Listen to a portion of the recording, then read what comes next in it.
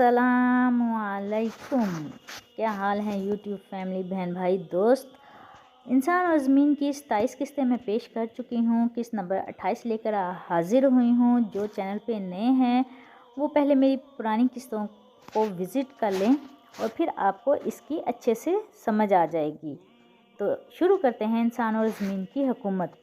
चुनाचे हज़रत यूसुफ़ अलैहिस्सलाम अज़ीज़ मिस्र के महल में रहने लगे। अज़ीज़ मिस्र ने इन्हें अच्छी तरह रखा और कई सालों तक आप इनके घर पर रहे और जवान हो गए।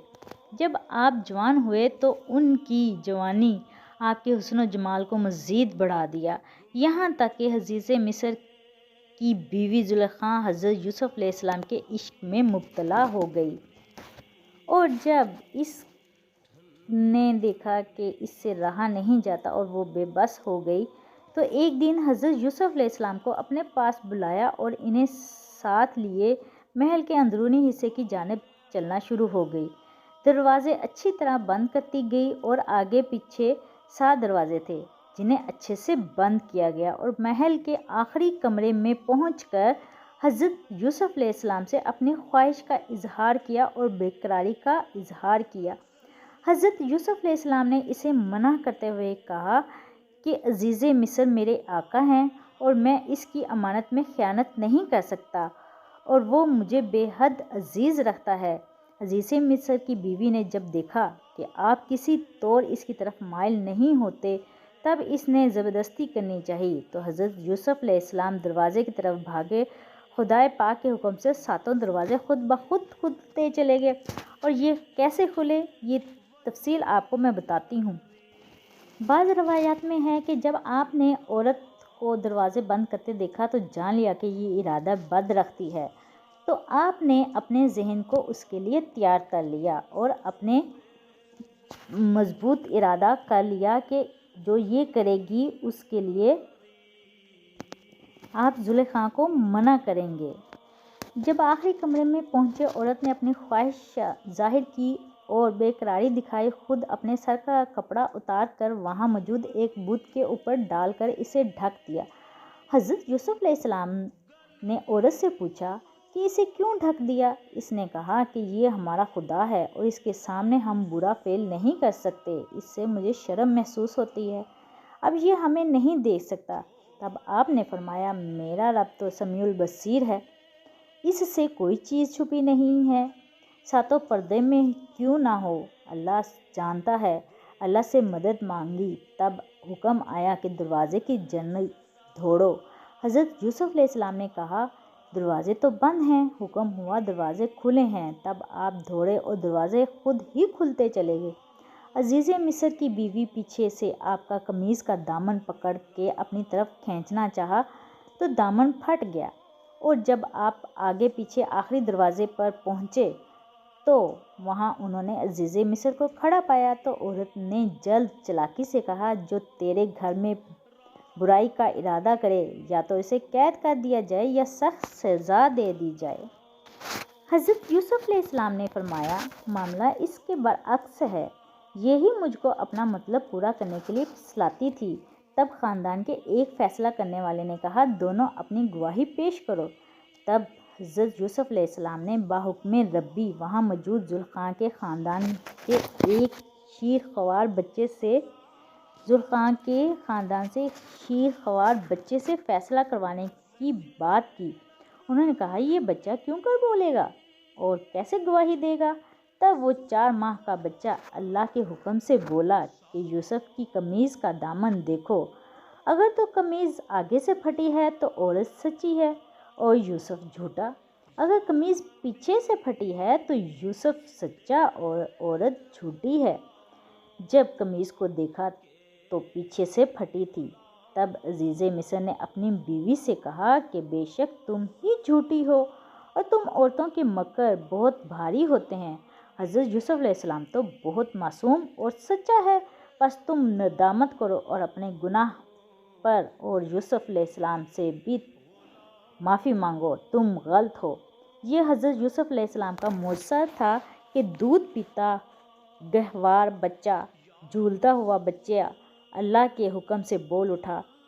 حضرت ابن عباس رضی اللہ تعالیٰ عنہ فرماتے ہیں کہ 4 بچوں نے اللہ کے حکم سے کلام کیا۔ فرعون کی مشتاق کے لڑکے نے حضرت یوسف علیہ السلام کے لیے گواہی دی۔ حضرت عیسیٰ نے اپنے والدہ کے پاک دامنی بیان کی۔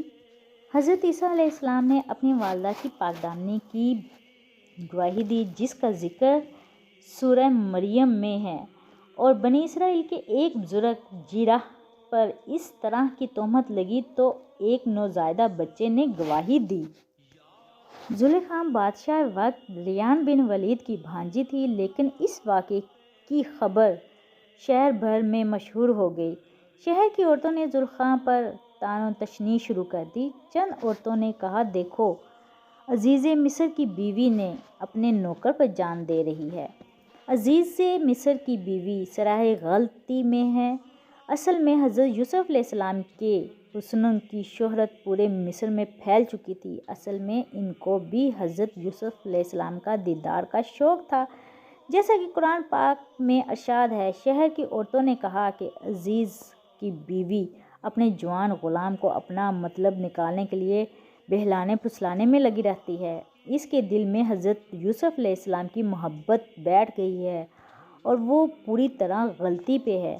جب یہ خبر عزیز مصر کی بیوی تک پہنچی کہ شہر کی عورتیں ان کے بارے میں ایسی باتیں کرتی ہیں، تو انہوں نے اپنے محل میں ان کی دعوت کر دی۔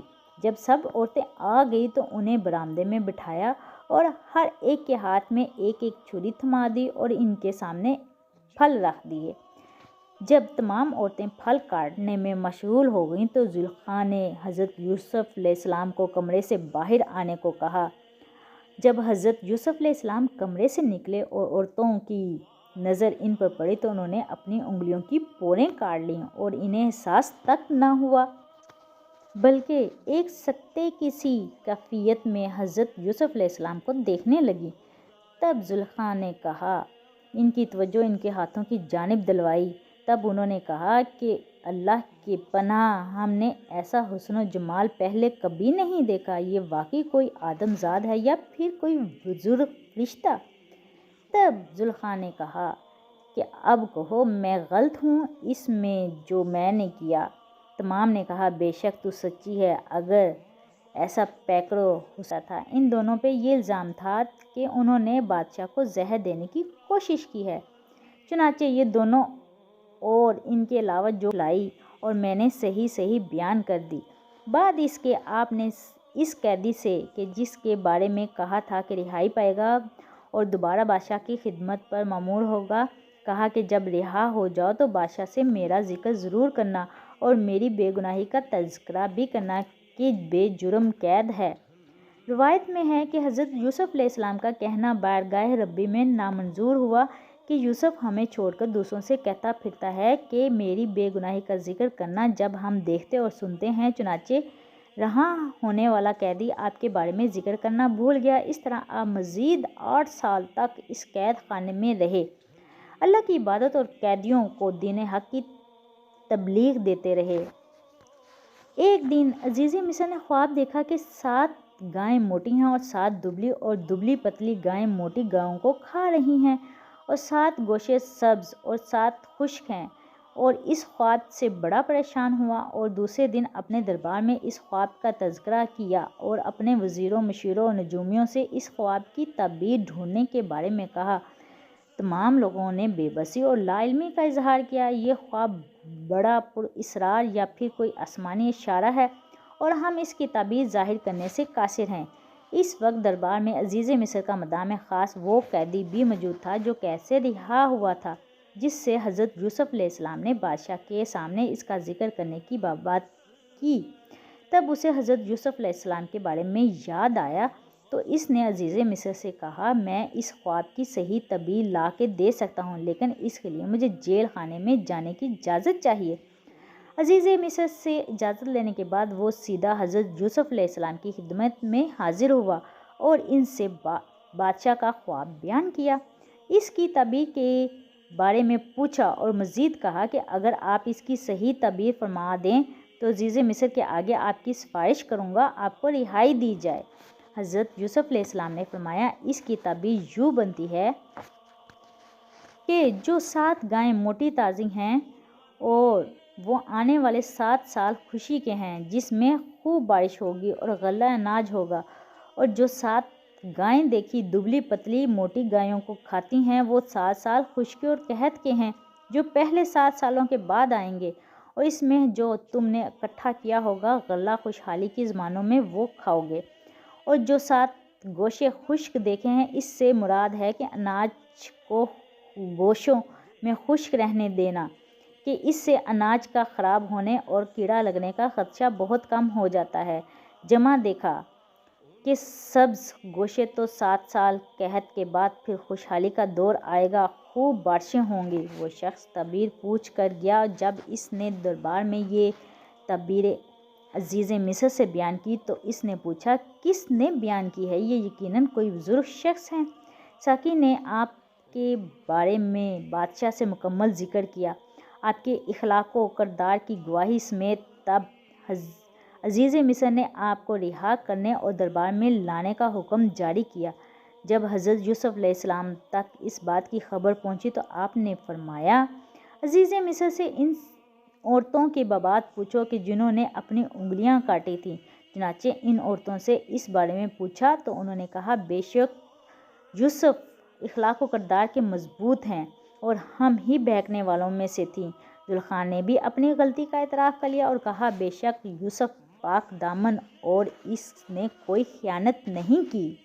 جب حضرت یوسف علیہ السلام تک یہ بات پہنچی تو فرمایا کہ میں ایسا صرف لیے جانے حضرت عزیز مصر کو بتا سکوں کہ میں اس کے پیچھے اس کی امانت میں کوئی خیانت نہیں کی۔ بے شک اللہ قیامت کرنے والوں اور خیانت کرنے والوں کو ناپسند کرتا ہے۔ بے شک یہ عورتوں کا ہی مکر و فریب تھا کہ عورتوں کے مکر بہت بھاری ہوتے ہیں۔